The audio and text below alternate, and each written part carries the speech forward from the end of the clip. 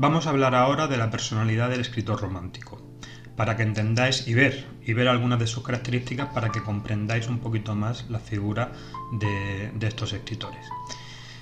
Bueno, como ya os dije, tenemos que entender que la mayoría de los escritores románticos, o gran parte de ellos, eran nobles, y si no eran nobles eran gente pues, adinerada. Porque, pensadlo, si tienes que trabajar para vivir, no te puedes dedicar a la escritura. Y además necesitas una cultura muy amplia y todos estos escritores desde luego la tenían. Pensad, por ejemplo, en nombres como Lord Byron o como Duque de Rivas. Todos estos escritores veían un mundo que se desintegraba, un mundo que estaba ordenado, pero que a raíz de la nueva situación económica y del nuevo orden mundial se estaba difuminando. La pirámide social, como ya os dije, tan rígida, pues se venía abajo y daba paso a una nueva forma de entender el mundo que todavía no se sabía muy bien cómo funcionaría. Entonces los escritores románticos optaron por no oponerse, sino por resignarse. Sienten que su mundo se les escapa y lo que sienten es tristeza y desesperación. De hecho, son los precursores de lo que más tarde serían los poetas malditos. Y ahora os voy a contar una pequeña historia que puede iluminar muy bien todo esto que estoy diciendo del romanticismo y de los románticos. Mirad, en el año 1815 en Indonesia entró en erupción el volcán Tambora, que para resumirlo la lió pardísima. Hubo muchas hambrunas, hubo muchos muertos. Tan fuerte fue el impacto que tuvo la erupción de este volcán que incluso llegó a cambiar el clima del planeta. Por eso, en el año 1816 se le conoce como el curso sin verano, porque no hubo verano, hacía mucho frío, llovía mucho, mucho viento, etcétera, etcétera. Pues en este verano, en Villa Diodati, una gran mansión de supermillonario que hay en Suiza, se encontraron varios escritores a la vez. Se encontraron, por ejemplo, Mary Shelley, Percy Shelley, Lord Byron y el médico de Lord Byron, John Polidori. Ya sé que en principio todos estos nombres os sonarán poco, pero veréis como enseguida vais a saber quiénes son. Todos estos escritores estaban reunidos y ¿qué pasó?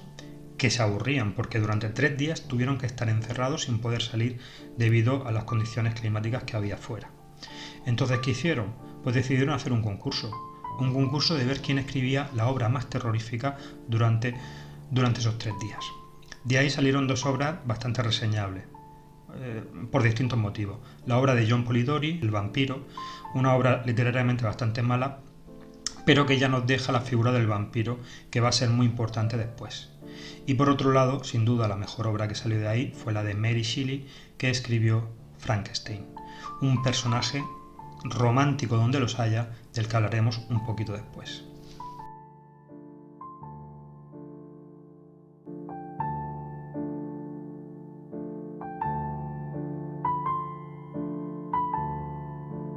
Ya lo hemos dicho antes, pero lo diremos una vez más.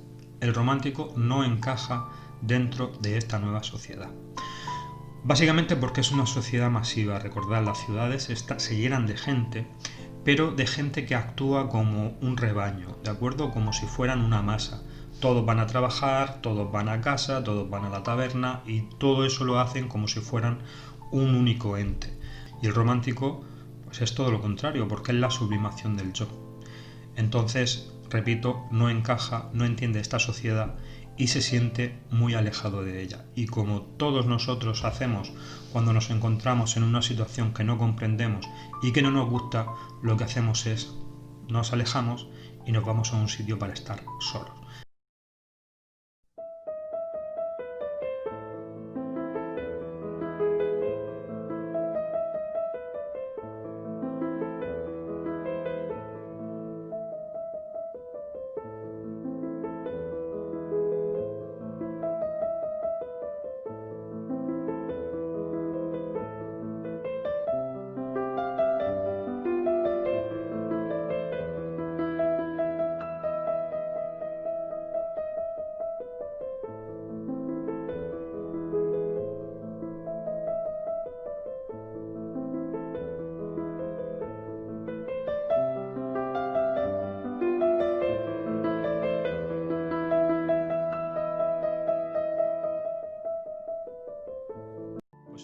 hicieron los románticos.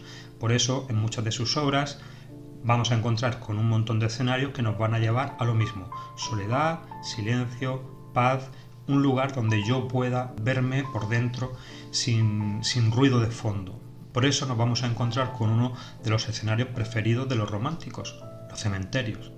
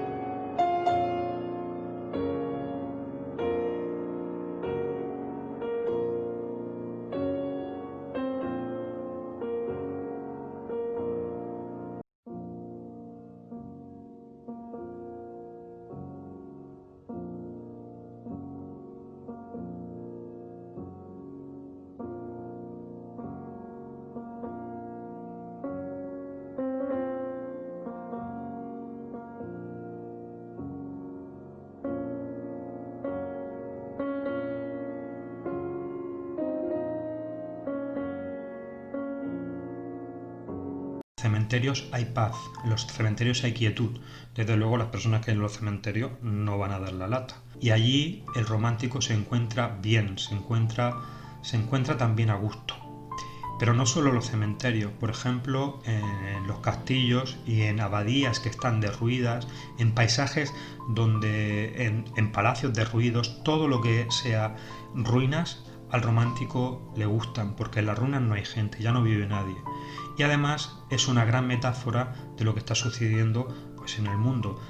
Los castillos y las abadías en ruina al final son una inmensa metáfora del nuevo orden mundial, donde los románticos, donde los nobles están expulsados de alguna manera, están expulsados de la sociedad normal. Y entonces ellos van donde pertenecen, pues que es a ese mundo antiguo que se está desmoronando y al que de alguna manera llora. No solo se trata de los espacios, sino que también se trata del tiempo. El momento del día preferido por los románticos es la noche.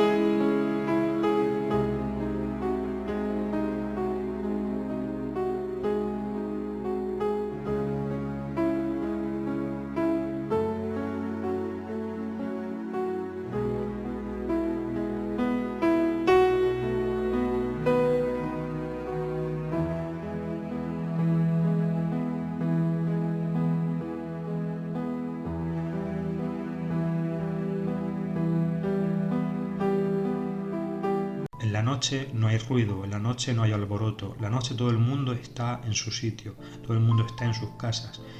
Y es en la noche donde yo me encuentro conmigo mismo y me encuentro con mi soledad y es más fácil llegar donde quiero llegar, ¿vale? Que es a conocerme a mí mismo. Dentro de todo ese gusto de buscar más allá, de ir más allá, nos encontramos con que hay muchos escritores que prueban sustancias que les revelaban cosas ocultas de este mundo. Por ejemplo, muchos de ellos se aficionaron a los opiáceos o también al alcohol. Una bebida que tuvo mucho éxito fue la absenta.